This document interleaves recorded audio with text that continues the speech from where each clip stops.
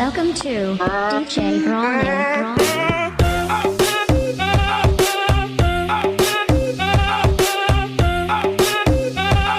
मेरा नाम डॉक्टर सिद्धार्थ वॉरियर है। I am a neurologist. मैं डॉक्टर हूँ। मैं बॉम्बे में प्रैक्टिस कर रहा हूँ और पिछले 3 साल से कंटेंट बना रहा हूँ। न्यूरो साइंस पे कंटेंट बना रहा हूँ ताकि मैं बता सकूँ लोगों को कि उनके दिमाग में क्या हो रहा है, ब्रेन कैसे काम करता है, एंड ये जानना ज़रूरी क्यों है। आई फील कि सबको एक हक होता है खुद के ब्रेन के बारे में पता होना। उससे जो एम्पावरमेंट मिलता है, that is the role of my content. और इसके पीछे क्या रीज़न है कि आपने ब्रेन में ही क्यों अपनी स्पेशलिटी करी? ये तो थोड़ी लंबी कहानी है। When I was in school मुझे साइकोलॉजी में बहुत इंटरेस्ट था कि लोग ऐसे क्यों बिहेव करते हैं, why are we the way we are. तो इसमें मुझे काफ़ी क्यूरियोसिटी होती थी कि ह्यूमन बिहेवियर पे। तो पहले मुझे लगा कि मैं साइकोलॉजी करूँगा, but my dad is a MD medicine doctor, और वो एक इन्फ्लुएंस हुआ कि चलो मेडिसिन कर लेते हैं। बट वो साइकोलॉजी का जो क्यूरियोसिटी है वो हमेशा रहा मेरे साथ। Then I realise that psychology is understanding a human person from the outside, लेकिन एक तरीका होता है पता करने का, वो है थ्रू द इनसाइड। तो ब्रेन के अंदर जो वायरिंग है, जो केमिकल्स है, जो नेटवर्क्स है, उससे भी पता चल जाता है कि लोग ऐसे क्यों हैं।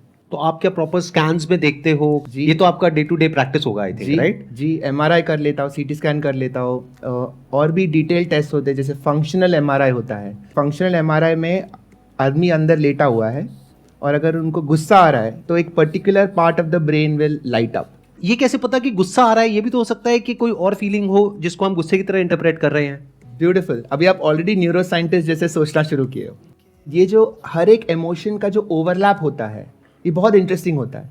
बिकॉज बचपन में हम लोग सोचते हैं कि प्यार अलग है, गुस्सा अलग है, जेलसी अलग है, लेकिन ये सब में जो कनेक्शंस है वो न्यूरो साइंस अभी पता कर रहा है कि there is a lot of fear in love, there is a lot of love in jealousy. So all these different things, उसमें जो ओवरलैप जो होता है वो न्यूरो साइंस के थ्रू हमें एक अलग तरीके से देखने मिलता है। तो हम एक तरीके से इन दो इमोशंस के बीच में या किसी भी दो इमोशंस के बीच में एक लाइन नहीं खींच सकते और ये नहीं कह सकते कि ये है और ये है। जैसे हमने MD मेडिसिन में ये सीखा कि हम लोग बोलते हैं कि कार्डियोलॉजिस्ट के पास जाओ, हेपेटोलॉजिस्ट के पास जाओ, न्यूरोलॉजिस्ट के पास जाओ, लेकिन बॉडी एक ही है ना। हम लोग अलग अलग ऑर्गन्स पे डिवाइड करते हैं, लेकिन Right. शरीर तो एक ही है। तो हर एक स्पेशलिस्ट को बाकी ऑर्गन्स के बारे में भी पता होना चाहिए, Right. क्योंकि हर एक स्पेक्ट्रम होता है and everything affects everything else. अगर हार्ट खराब है तो ब्रेन खराब होगा, किडनी खराब होगी थोड़े टाइम में। तो वो एक स्पेक्ट्रम होता है। तो सिमिलरली इन इमोशंस। और यही फर्क हो गया कि होलिस्टिकली एक प्रॉब्लम को देखना या एक बीमारी को देखना Right. और एक फ्रेगमेंटेड वे में देखना। बिल्कुल। क्योंकि हो सकता है कोई डॉक्टर हो जो एक पर्टिकुलर ऑर्गन पे काम कर रहा है लेकिन उसकी जड़ कुछ और ही हो। बहुत बार ऐसा होता है कि जैसे एक पेशेंट आया था 2 हफ्ता पहले, उसका हाथ हिल रहा था, ओके, कंटिन्यूस हिल रहा था, and he was behaving odd, जैसे अजीब से बात कर रहा था वो। एंड न्यूरोलॉजिस्ट के पास आया क्योंकि हाथ हिल रहा है, अजीब से बात कर रहा है। टर्न्स आउट उनका किडनी में प्रॉब्लम था। He was having something called encephalopathy, मतलब किडनी जब खराब होती है तब ब्रेन खराब होता है, क्योंकि जो कचरा जो होता है ब्रेन से जो निकलना चाहिए वो नहीं निकलती, तो वो ब्रेन में एक्यूमुलेट हो जाता है और उसको एन्सेफेलोपैथी कहते हैं। तो ब्रेन ठीक से काम नहीं कर रहा है। तो अगर किडनी के बारे में अगर नहीं पता होता तो बीमारी पकड़ में नहीं आती। तो दिस इज़ वेरी इंपॉर्टेंट कि वो एक ओवरऑल पिक्चर, और ये सिर्फ मेडिसिन में नहीं है, आई एम श्योर हर एक कॉर्पोरेट जॉब में, हर एक सिस्टम में ये अप्लाई होता है कि every part of the system will apply to everything else, will affect everything else. या I was about to say that, मतलब बहुत बार लाइफ में क्या होता है, हम अपनी लाइफ में एक पर्टिकुलर एरिया पे काम कर रहे होते हैं जबकि हम उसके रूट को नहीं कभी समझ पाते हैं या एक्चुअल में नहीं समझ पाते उसका कॉज क्या है। ऐसा आप भी कई बार फेस करते होंगे, राइट? बहुत बार। इनफैक्ट हर एक OPD में हर एक पेशेंट मेरे लिए एक पजल होता है, क्योंकि वो पेशेंट आ रहा है एक प्रॉब्लम से, लेकिन क्या वो असली प्रॉब्लम है कि that is just a cause of some other problem जिसको उसने देखा ही नहीं है, उसने नोटिस भी नहीं किया हो। So this is always there. तो वहाँ पे एक डॉक्टर का बायस भी तो आ जाता होगा ना, क्योंकि उस तरह का पेशेंट उस तरह के सिम्टम्स के साथ में आपने पहले जब देखा होगा तो आपके माइंड में सबसे पहला थॉट यही आएगा कि अच्छा कुछ वैसा ही है, जबकि हर केस अपने आप में अलग होता है, right? This is one of the biggest challenges of medicine.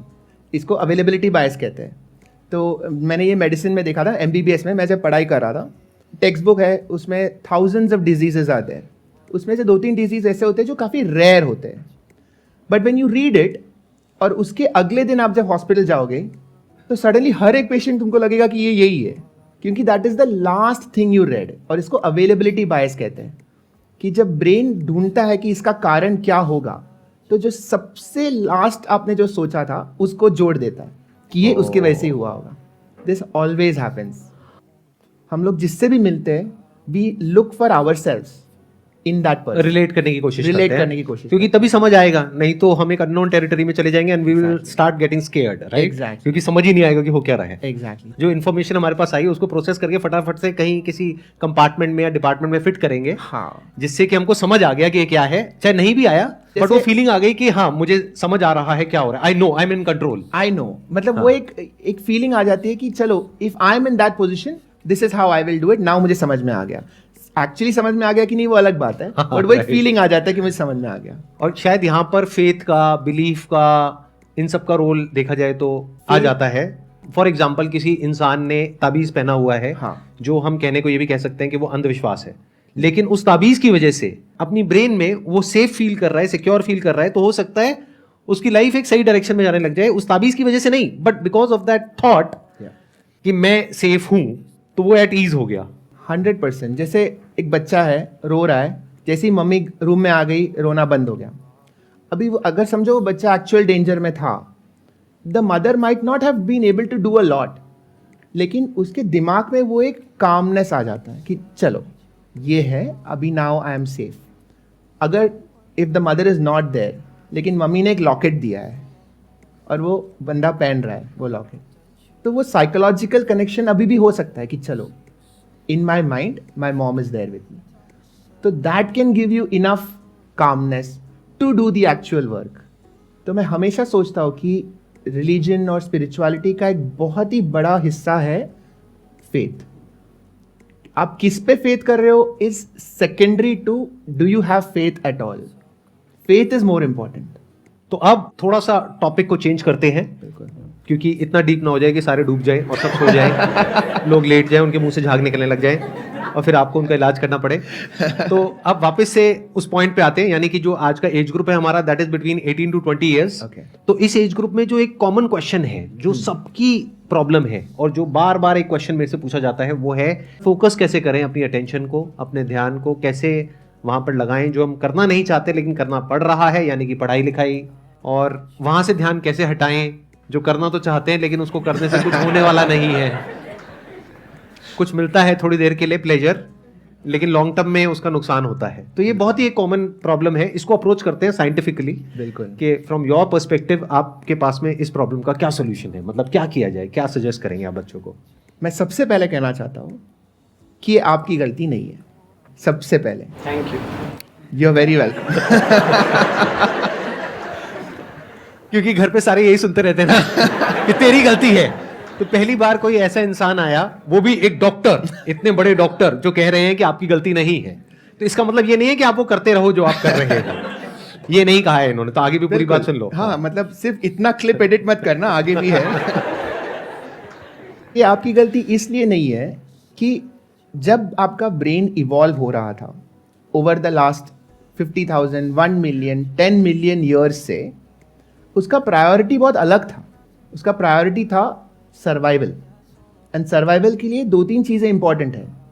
खाना, दोस्त सपोर्ट के लिए कि कोई मारने आए तो, कम्युनिटी, पार्टनर, स्पीशीज़ को आगे बढ़ाने के लिए, और कुछ डेंजर है तो उससे दूर जाना।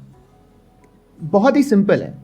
आज के ज़माने में एग्ज़ाम देना ये इम्पॉर्टेंट है कि नहीं, हमारे ब्रेन को कैसे पता? क्योंकि एवोल्यूशनरी एग्जाम करके कुछ था नहीं। तो you are telling your brain कि एग्जाम इंपॉर्टेंट है, बट ब्रेन देख रहा है कि अगर मैं नेटफ्लिक्स देखूं तो मुझे एंटरटेनमेंट मिलेगा, मुझे मज़ा आ रहा है। और मज़ा आना इज़ अ गुड थिंग, क्योंकि मज़ा आने के लिए एवोल्यूशन ने काफ़ी कुछ किया है। हाँ, मतलब किसी को मजा आया था तभी आप यहाँ बैठे हो।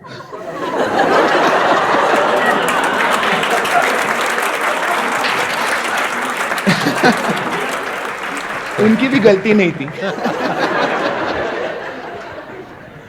तो ये जो